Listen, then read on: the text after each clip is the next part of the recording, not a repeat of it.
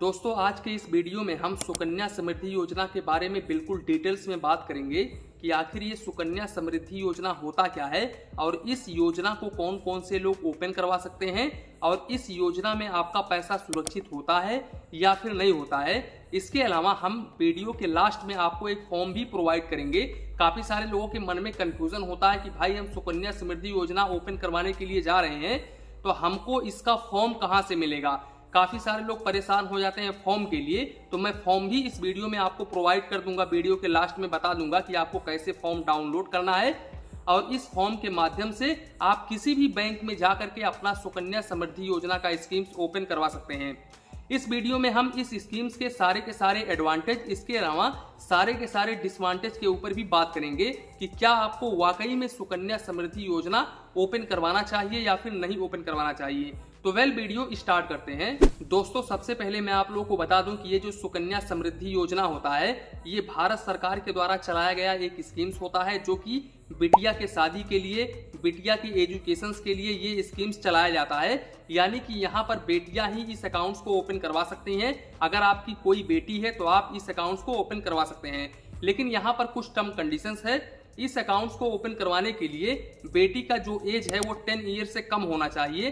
10 year से अगर ज्यादा होता है यानी कि 10 साल से अगर आपकी बेटी का जो उम्र है वो 10 साल से ज्यादा है, तब ऐसे केसेस में आप इस अकाउंट्स को ओपन नहीं करवा पाएंगे। तो इस बात का आप जरूर ध्यान रखें। अब दूसरी बात, मान लो यहाँ पर आपकी 4 बेटियां हैं, तब आप यहाँ पर 2 ही बेटी का सुकन्या समृद्धि योजना के तहत अकाउंट ओपन करवा सकते हो। लेकिन यहाँ पर कुछ टर्म कंडीशंस लगा करके रखा गया है। मान लो आपकी एक बेटी है और दूसरी जो बेटी हुई उसके साथ में एक और बेटी हो गई यानी कि ट्विंस हो गई, तब ऐसे केसेस में आप तीनों ही बेटियों का सुकन्या समृद्धि योजना के तहत अपना खाता खुलवा सकते हैं। अब तीसरी बात यहाँ पर मैं आप लोगों को बता दूं कि इस खाता में आपको 1 फाइनेंशियल ईयर में मिनिमम 250 रुपए जमा करना पड़ता है और मैक्सिमम आपको 1.5 लाख रुपए तक जमा करना पड़ता है। और यहाँ पर ये जो स्कीम्स होता है बेसिकली ये टोटल 21 वर्ष का होता है, यानी कि 21 साल के बाद ही ये अकाउंट पूरी तरह से क्लोज होता है। और दूसरी बात यहाँ पर मैं आप लोग को बता दूं कि मान लो आपकी बेटी 7 साल की है और आप इस स्कीम्स के तहत खाता खुलवाए हुए हो, आप पैसे जमा कर रहे हो और उसके बाद में आपकी बेटी की उम्र जो है वो 18 साल हो जाती है और उसकी शादी करना है आपको, तब ऐसे केसेस में क्या होगा। तब ऐसे केसेस में आप अपने इस अकाउंट्स को पूरी तरह से क्लोज करवा सकते हो और पूरा का पूरा पैसा निकाल सकते हो विथ इंटरेस्ट रेट के साथ में। इसके अलावा मान लो आपकी बिटिया की हेल्थ इशू है, तब ऐसे केसेस में भी आप इस अकाउंट्स को क्लोज करवा सकते हो। भगवान ना करे ऐसा किसी के साथ में भी हो, लेकिन अगर बिटिया को हेल्थ इशू है तब ऐसे कंडीशंस में भी आप इस अकाउंट्स को क्लोज करवा सकते हो।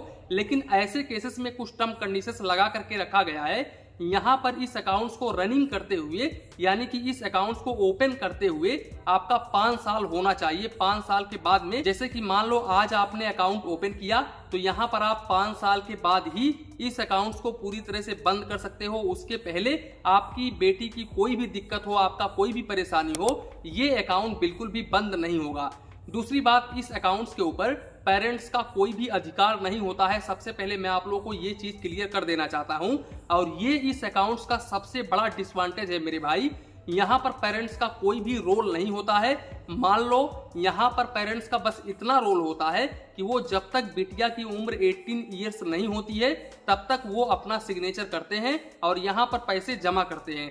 जैसे ही बिटिया की उम्र 18 ईयर्स प्लस हो जाती है तो ऐसे कंडीशंस में पूरे अकाउंट्स का जो हकदार है वो बिटिया हो जाती है। यहाँ पर पेरेंट्स का रोल कुछ भी नहीं होता है। अब यहाँ पर ये सबसे बड़ा डिसएडवांटेज देखने को मिलता है, यानी कि सबसे बड़ा ड्रॉबैक यही है। मान लो आपकी कोई बेटी है और उसकी उम्र 18 प्लस हो जाती है और आपने सुकन्या समृद्धि योजना का स्कीम्स खुलवा करके रखा हुआ है और मान लो 18 प्लस के बाद में आजकल का जमाना बहुत ही खराब चल रहा है, आप लोगों को पता ही होगा। तो अगर भगवान ना करे ऐसा किसी के साथ में हो, मैं यहाँ पर एजुकेशन पर्पस ओनली आपको बता रहा हूँ, तो यहाँ पर आप अपने दिमाग में कुछ भी उल्टा सीधा ख्याल मत लाइएगा। मान लो बिटिया यहाँ पर बहक जाती है, किसी भी भाई के साथ में, किसी भी लड़के के साथ में चली जाती है, आज के जमाने में ऐसा हो भी रहा है। तो अगर ऐसा होता है तब फिर ऐसे केसेस में यहाँ पर माँ बाप का कुछ भी रूल नहीं होता है। वो बेटियां चाहे तो पूरा का पूरा पैसा निकाल करके विदाउट पेरेंट्स परमिशन वो जा सकती है। तो यहाँ पर पेरेंट्स को काफी ज्यादा दुख होगा। यहाँ पर ये बहुत बड़ा डिसएडवांटेज है। यहाँ पर मैं यही रिक्वेस्ट करना चाहूंगा, यहाँ पर गवर्नमेंट को ऐसा बिल्कुल भी नहीं करना चाहिए। यहाँ पर अगर पेरेंट्स पैसे जमा करते हैं तो कम से कम अकाउंट से पैसे निकालते समय पेरेंट्स का सिग्नेचर जरूर होना चाहिए। विदाउट सिग्नेचर कोई भी यहाँ पर बेटी अपना पैसा ना निकाल पाए। तो ये मेरा सजेशन रहेगा यहाँ पर। बाकी यहाँ पर मैं आप लोगों को बता दूं कि यहाँ पर कुछ भी गलत ख्याल आप लोग अपने मन में मत लाइएगा। और दूसरा सबसे बड़ा ड्रॉबैक ये है इस अकाउंट्स का कि देखो यहाँ पर अगर आप इस स्कीम्स को ओपन करवा लेते हो तो मान लो जब आपने ओपन करवाया था तब आपका जो इंटरेस्ट रेट था वो 7% था। फॉर एग्जाम्पल मैं लेकर के चल रहा हूँ, वैसे तो यहाँ पर 9% से लेकर के यहाँ पर अब तो 8.2% हो गया है। तो यहाँ पर अगर जब आपने अकाउंट ओपन करवाया था तब आपका 9% था और मान लो भारत सरकार के दिमाग में कुछ आया, यहाँ पर इन्होंने अपना इंटरेस्ट रेट डाउन कर दिया, तो यहाँ पर फ्लोटिंग इंटरेस्ट रेट चलता है। मैं पहले ही आपको ये चीज क्लियर कर देना चाहता हूँ। तो जैसे ही इंटरेस्ट रेट डाउन होगा वैसे ही आपका भी यहाँ पर इंटरेस्ट रेट डाउन हो जाएगा। भारत सरकार यहाँ पर अगर सुकन्या समृद्धि योजना के ऊपर इंटरेस्ट रेट डाउन करती है तब भी आपको ये पैसा जमा करना पड़ेगा, क्योंकि आपका ये मजबूरी है। आपने सुकन्या समृद्धि योजना का अकाउंट ओपन करवाया है तो आपका मजबूरी है। दूसरी बात, यहाँ पर आपका पैसा 100 और 1% सुरक्षित होता है। इस बात का आप जरूर ध्यान रखें।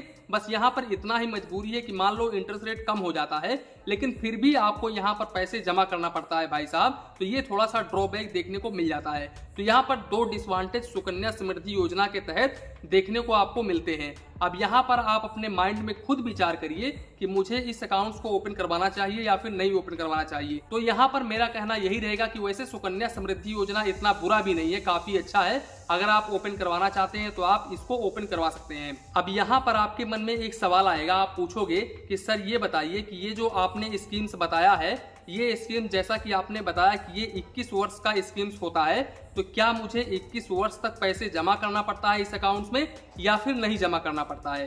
तो यहाँ पर मैं आप लोगों को बता दूं कि आपको 15 साल तक पैसे जमा करना पड़ता है। उसके बाद में 6 साल तक ये पैसा पूरी तरह से लॉक हो जाता है।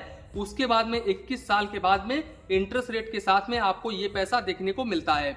अब यहाँ पर कुछ लोगों के मन में ये सवाल होगा कि आखिर हम इस सुकन्या समृद्धि योजना को कैसे ओपन करवा सकते हैं। तो देखो, लिंक डिस्क्रिप्शन बॉक्स में मिल जाएगा, उस लिंक पर आपको क्लिक करना है। जैसे ही आप क्लिक करेंगे तो यहाँ पर फॉर्म के वेबसाइट पर पहुंच जाएंगे, नेशनल वेबसाइट पर पहुंच जाएंगे। वहां पर आपको फॉर्म देखने को मिल जाएगा, आप फॉर्म डाउनलोड कर लीजिएगा। डाउनलोड करने के बाद में उस फॉर्म को फिलअप करने के बाद में आप किसी भी बैंक में जाकर के उसको जमा कर सकते हैं और अपना अकाउंट ओपन करवा सकते हैं। लेकिन यहाँ पर ज्यादातर लोग पोस्ट ऑफिस के जरिए ही अपना सेविंग्स अकाउंट ओपन करते हैं, यानी कि पोस्ट ऑफिस के जरिए ही यहाँ पर सुकन्या समृद्धि योजना ओपन करते हैं। तो दोस्तों, आशा करता हूँ सुकन्या समृद्धि योजना के रिलेटेड जो भी आप लोगों के मन में कंफ्यूजन था, डाउट था, वो बिल्कुल भी इस वीडियो में क्लियर हो गया होगा। तो इसी के साथ में वीडियो समाप्त करते हैं। वीडियो पसंद आया हो तो प्लीज वीडियो को एक लाइक करिए और अपने चैनल फाइनेंस बैंकिंग को सब्सक्राइब करिए। मन में कुछ डाउट हो, कंफ्यूजन हो तो प्लीज कमेंट करिए। धन्यवाद, मिलते हैं नेक्स्ट वीडियो में।